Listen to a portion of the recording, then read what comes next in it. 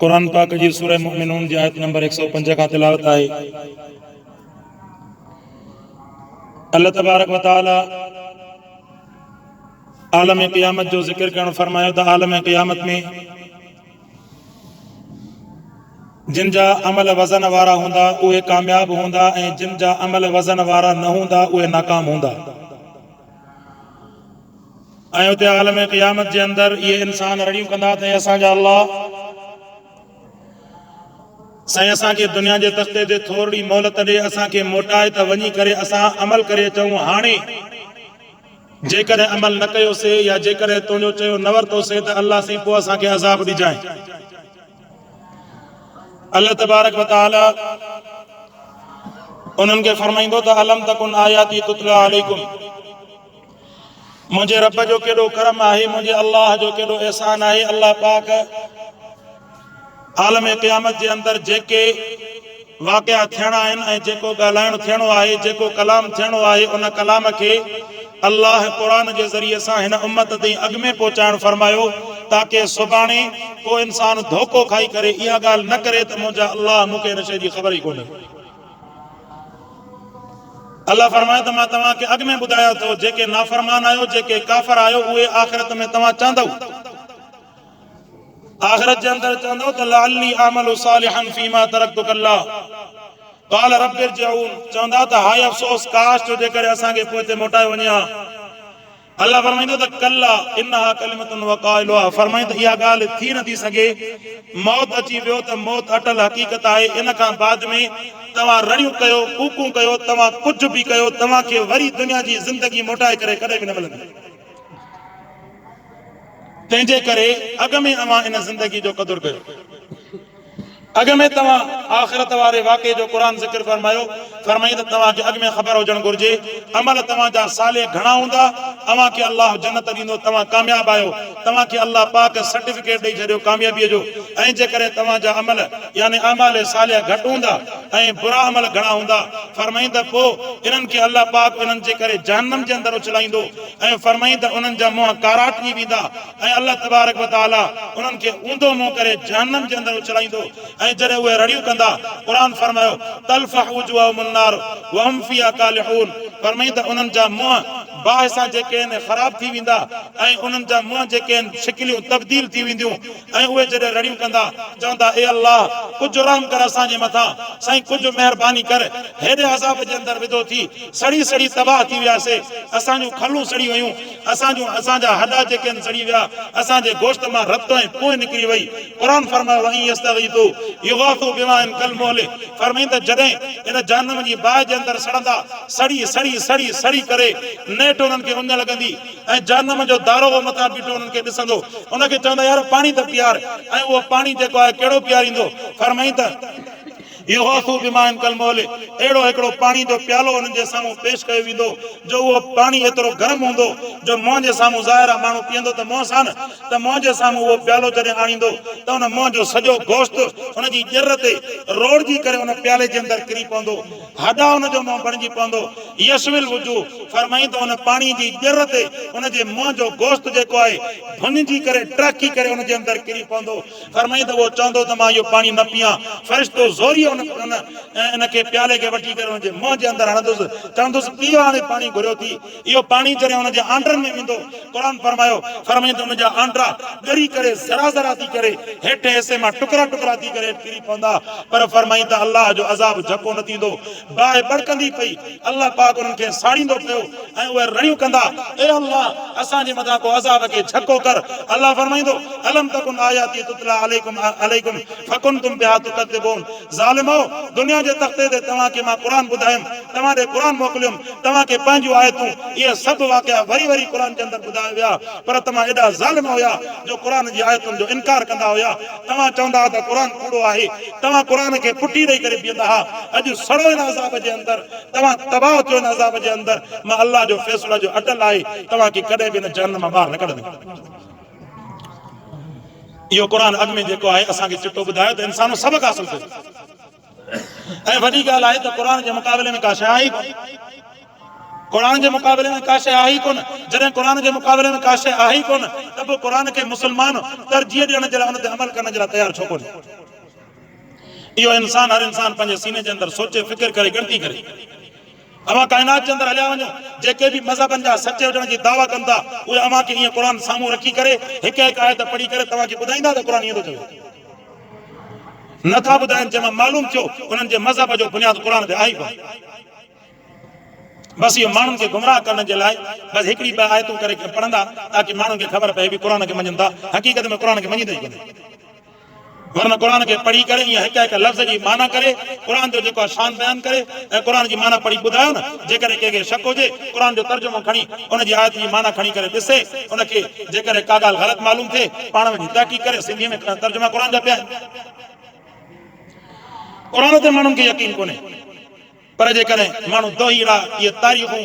अलाए कहिड़े क़िस्म जा वाक़िया कूड़ बदूड़ उहे जो माण्हुनि जे साम्हूं वेठा बयानु कंदा सभु चवंदा वाह वाह वाह वाह। पोइ जेके आहिनि उहे जेके आहिनि उन्हनि जा माण्हू लखे रुपया उन्हनि जा पैसा बि वठंदा, सुभाणे उन्हनि खे जेकॾहिं हिकु न 50,000 खनि घटि मिलंदो पाण में विड़ी पाण में हिकु हथ इहे लंघा इहे जेके माण्हुनि जा मज़हब फेराइण वारा ये सब जो सब ये लखा रुपया वठी सिर्फ पंहिंजे पैसनि जे करे ये माण्हुनि जो अक़ीदो तबाह करण जे लाइ ये मैदान जे अंदरि लथा पिया अथव। वरना जेकर इन्हनि जे अंदरि मज़हब जेकर सचो आहे, जेकर पाण खे मोटाइण दीन आहे त असां वटि ईअं आहे, जेकर तव्हांखे जेका शइ ॿुधाईंदासीं सभ खां पहिरियां पाण अमल कंदासीं, नमाज़ ॿुधाईंदासीं पाण अमल कंदासीं, रोज़ो ॿुधाईंदासीं पाण रोज़ो रखंदासीं। जेकर अव्हांखे हज जो ॿुधाईंदासीं त असांखे ताक़त हूंदी पाण पहिरियां हज कंदासीं, पर तव्हां होॾे वञो त होॾे जेको पाण खे मोटाइण सभ खां वॾो दीन जो मसइलो ॿुधाईंदा, पर ॿुधाइण वारा पाण करे हिकिड़ो बि छोरो पाण खे ज़िंदगी में मथां मरी वञे। हो ग़रीब ऐं भंगी जेको आहे तव्हां वेंदो न रस्तनि में, इहे भंगी बागड़ी इहे जेके आहिनि रस्ते ते धिका कईंदा, पोइ कंहिं पाण खे छुरीअ जो चीर ॾेई विधई त जेके आहिनि फौरन जेके आहिनि उहे जेके आहिनि इस्पतालनि वारा अमलो बीठो आहे वारो करे हुनखे भाकुर विझी बेड ते सुम्हारे अचे त हुनजी मरम पटी कर। अरे घर रुपए रत वहण ॾेसि न, पाण आयो अथई वहण ॾेसि त कुझु ख़बर बि पए न, कुझु सवाब बि सबील मिले। हाणे हुन पाण खे त थोरो फट थोरो वहण ॾेसि त ख़बर पए न मुल्क जाने न, थोरो धकु हणी पाण खे पोइ वरी अचे हुननि जा जेके मेडिकल वारा बीठा आहिनि वठी भाकुर पाए बेड ते सुम्हारींदा का रुपया हणी छोड़ो पाण खे निभागा। हीअ थी मथां जेको क्रीम बि हुजे काउंटर बि हुजे मथां जेको पटी बि मथां मरे न वञे न जान न वेंदा। चवण जो मक़सदु इहो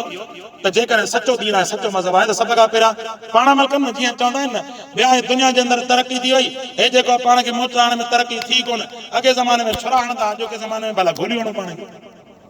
ख़बर पए न मुल्क जान जी त केतिरा माण्हू सचायो। बहरहाल क़ुरान फरमाईंदा क़ालू रब्बना ग़लबत अलैना शिक़वतुना, उहे चवंदा त असांजा अल्लाह ग़लबत अलैना शिक़वतुना, जॾहिं अल्लाह से उनखे चवंदो ज़ालिमो तव्हां क़ुरान जो इनकार कयो अथव, उहे चवंदा रब्बना ग़लबत अलैना शिक़वतुना, हे अल्लाह वाक़ई असांजो निभाग असांजे मथां हुयो, असांजे मथां ग़ालिब हुयो, दुनिया जे अंदरि असां वॾा निभागा हुयासीं, बदबख़्त हुयासीं। शिक़वत चइबो आहे बदबख़्तीअ खे, वकुन्ना क़ौमन ज़ालिमीन, ऐं उहे पाण उते इक़रार कंदा चवंदा हाओ असांजा अल्लाह असां दुनिया जे अंदरि जेके अमल करे आयासीं हे असांजा रब सही असां वॾा गुमराह माण्हू हुयासीं। इहे ज़ालिम पाण इक़रार कंदा। फरमाईंदा क़ालू रब्बना अख़रिजना मिन्हा फ़इन उदना फ़इन्ना ज़ालिमून, ए असांजा अल्लाह असांखे न जहन्नम जी बाहि खां कढ, फ़इन उदना फ़इन्ना ज़ालिमून असांखे मोटाए दुनिया में त अमल करे अचूं, जेकॾहिं असां वरी चवण न वरितोसीं फ़इन्ना ज़ालिमून पोइ वरी असां ज़ालिम थी पवंदासीं। रब फरमाईंदो त क़ाल अख़्सऊ फ़ीहा, तव्हांजो मुंहुं कारो थिए कमी न हो। इख़्सऊ चइबो आहे क़ुरान जे अंदरि जेको बदबख़्त इंतहाई यानी ग़लति क़िस्म जो इंसान, अरबी जे अंदरि इख़्सऊ जेको आहे कमीने माण्हू खे बि चइबो आहे, जेको सफ़ा बदबख़्त हुजे हुनखे पहिरियां माण्हू चवे चवे चवे चवण न वठे, हाणे जॾहिं हुनखे जो रसो विझे ॻिचीअ मां हाणे चवे त हाणे मूंखे छॾे, हिनखे कमीनो माण्हू चइबो आहे। न तोखे पहिरियां जेको आहे नसीहत कई एॾो सम्झायोसीं, अलाह जो क़ुरान तोखे सम्झायो, रब क़ुरान जेको आहे दुनिया जे अंदरि हिफ़ाज़त सां लाथो, उनजी हिफ़ाज़त रब पाण खई, उन क़ुरान तव्हांखे ॿुधायो, ज़ालिमो पोइ बि न पिया सम्झो। अलाह फरमाईंदो वला तुकल्लिमून, रब चवंदो त ज़ालिम मूंसां ॻाल्हायो कोन, मूंखे तव्हांजी शिकिल ई नथी वणे जहन्नम जो, मां अलाह सां ॻाल्हायो।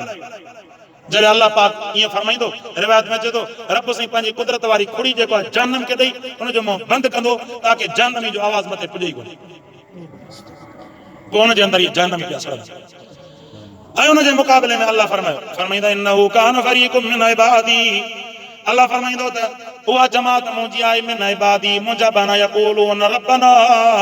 जॾहिं असां हुननि खे चयोसीं ईमान वारो ईमान आणियो अल्लाह जी ज़ात ते उन्हनि कंहिं बि क़िस्म जी सोच न लाई, बल्कि पहिरियों ई चयूं त रब्बना आमन्ना, ए असांजा अल्लाह तुंहिंजे तरफ़ खां क़ुरान नाज़िल थियो, तुंहिंजे तरफ़ खां मुहम्मद मिठड़ो असां ॾे ईमान जी दावत खणी आयो। ए असांजा अल्लाह असां मुहम्मद अरबी जी दावत ते ईमान आंदोसीं, फ़ग़फ़िर लना, ए असांजा रब साईं असांजा जेके गुज़िरियल गुनाह आहिनि उन्हनि खे माफ़ फरमाए, वरहमना, वरी असांजे मथां रहमत नाज़िल फरमाए, व अंत ख़ैरुर राहिमीन, फरमाई त असांजा अल्लाह तूं ई सभ खां बहितरीन रहमतूं नाज़िल कंदड़ ज़ात तुंहिंजी आहे।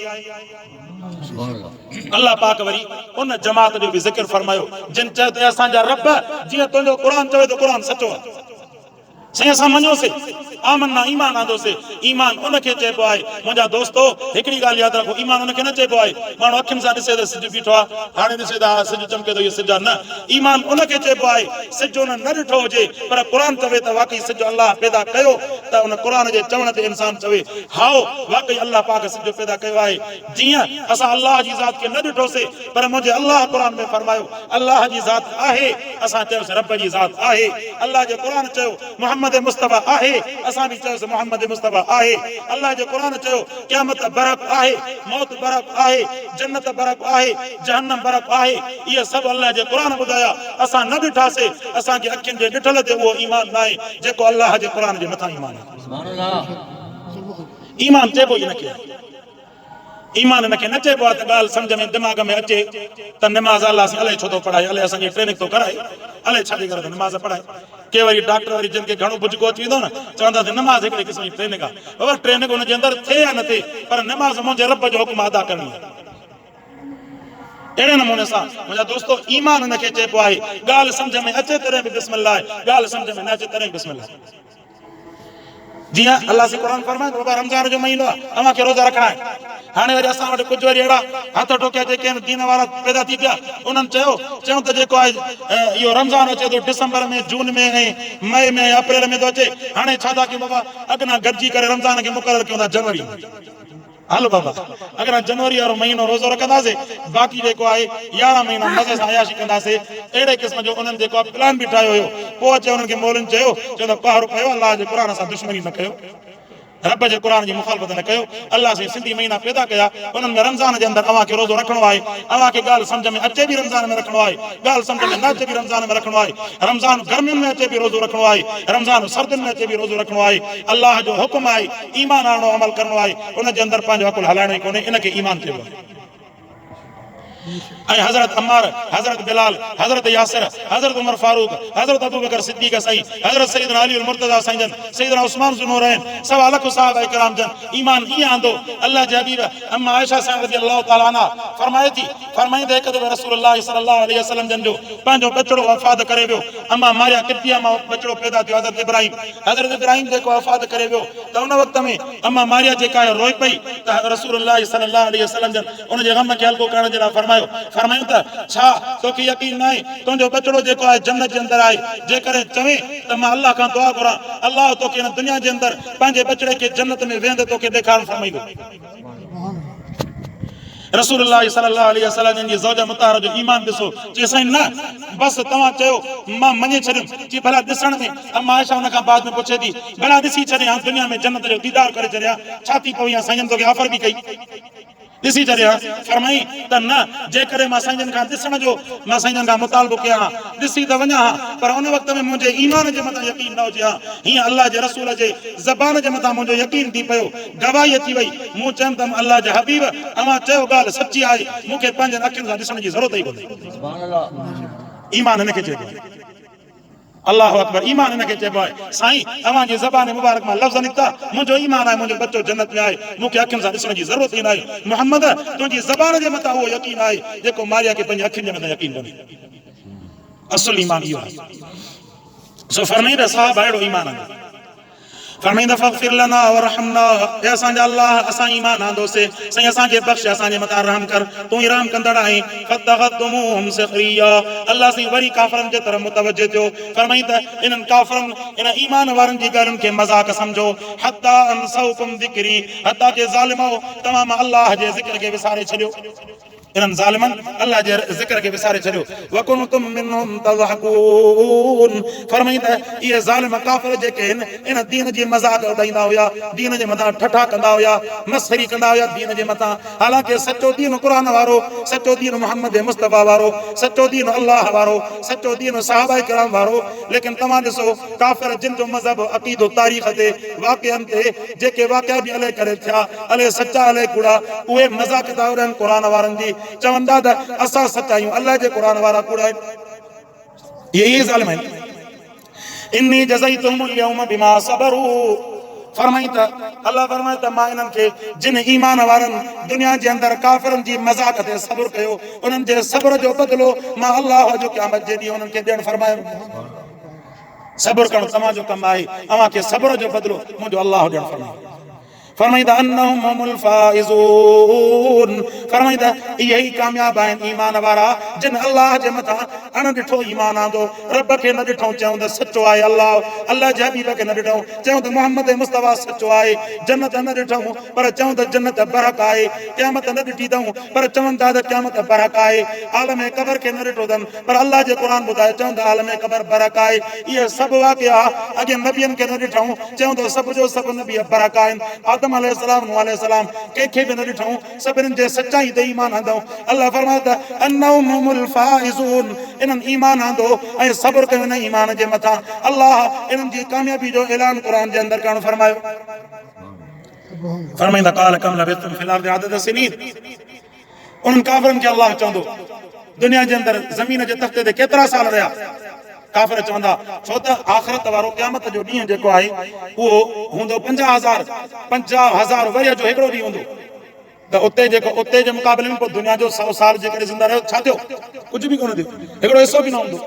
त उते काफ़िर बि चवंदा ए असांजा अल्लाह क़ालू लबिथना यौमन औ बाद यौमिन फस्अलिल आदीन, साईं असां हिकिड़ो ॾींहुं या ॾींहं जो कुझु हिसो रहियासीं। फस्अलिल आदीन, जेके ॻणनि था उन्हनि खां सवाल कर। क़ाल इन लबिथुम इल्ला क़लीलन लौ अन्नकुम कुंतुम तालमून, फरमाई तव्हां न टिकिया इल्ला क़लीला मगर थोरो अरसो तव्हां रहिया, लौ अन्नकुम कुंतुम तालमून, फरमाई काश जेकर तव्हां इन अल्लाह जे हुक्म खे तव्हां ॼाणो आहे सम्झो।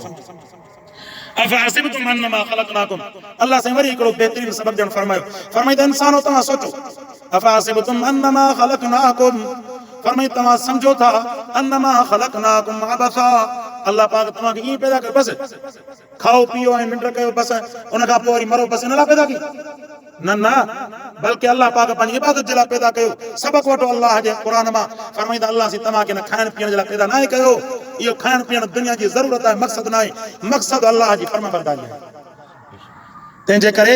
जेकर कंहिं वटि माल आहे दौलत आहे उन ते फ़ख्रु न कंदा कयो, बल्कि अव्हां वटि ईमान आहे, अव्हां खे अल्लाह तबारक व तआला ईमान जी दौलत ॾिनी आहे, अव्हां खे रब पंहिंजे दर ते घुराए थो, अव्हां खे क़ुर जी दौलत अल्लाह पाक अता फरमाई आहे। इन दौलतुनि जे मथां फ़ख्रु कंदा कयो जो हिन बाने खे अल्लाह पाक जेको आहे इन दुनिया जी दौलत जे अंदरि माउ करे छॾियो। असांखे अल्लाह ईमान जी, क़ुर जी, मस्जिद जी ऐं जेको आहे पंहिंजे हुक्म जे अमल करण जी, नमाज़ जी अहिड़ी वॾी अज़ीम दौलत अता फरमाई। इन ते असांखे अल्लाह पाक जे मथां शुक्र अदा करणु घुरिजे। रब जो एहसान आहे जो असांखे अल्लाह जी नेमत अता फरमाई। मरूब थियण जी ज़रूरत ई कोन्हे। इहे दुनिया वारनि जा माल छा कंदा, इहे मरी वेंदा, इहे माल ते रहिजी वेंदा। पाण में जेके आहिनि विढ़ंदा वतन ॾींहं राति मालनि जे करे, केतिरा बि तव्हांजे साम्हूं जेके आहिनि तव्हांखे सुठा नज़र अचनि पर माल जे करे भाउ भेण सां विढ़ियो पियो आहे ऐं औलाद जेको आहे पंहिंजे पीउ सां विढ़ी पई आहे ऐं वतन पाण में हिक ॿिए जा जेके गला कटींदा मारींदा हिक ॿिए।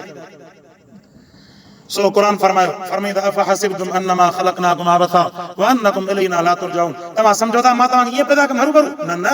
अन्नकुम इलैना ला तुरजाऊन, यादि रखो इहो न सम्झो त तव्हां मुंहिंजे तरफ़ न मोटंदो, तव्हां सभिनीनि खे मां अल्लाह पंहिंजे तरफ़ मोटाईंदो, उतारी बीहारींदो। फ़तआल अल्लाहुल मलिकुल हक़, फरमाईंदा मुंहिंजे अल्लाह जी ज़ात सची आहे, बुलंद आहे अल्लाह जी ज़ात, ला इलाहा इल्ला हू, फरमाईंदा अल्लाह सां गॾु कोई शरीक न आहे। रब्बुल अर्शिल करीम, जेको अर्श जो बि मालिक आहे, दुनिया जो बि मालिक आहे, महिरबान ज़ात आहे। वमन यदउ मा अल्लाह इलाहन आखर, फरमाईंदा जेके बि अल्लाह खे छॾे ॿियनि खे पंहिंजो माबूद सम्झनि था, अल्लाह जो क़ुर फरमायो ला बुरहान लहू बिही, इन्हनि खे इन ॻाल्हि ते को दलील आहे ई कोन।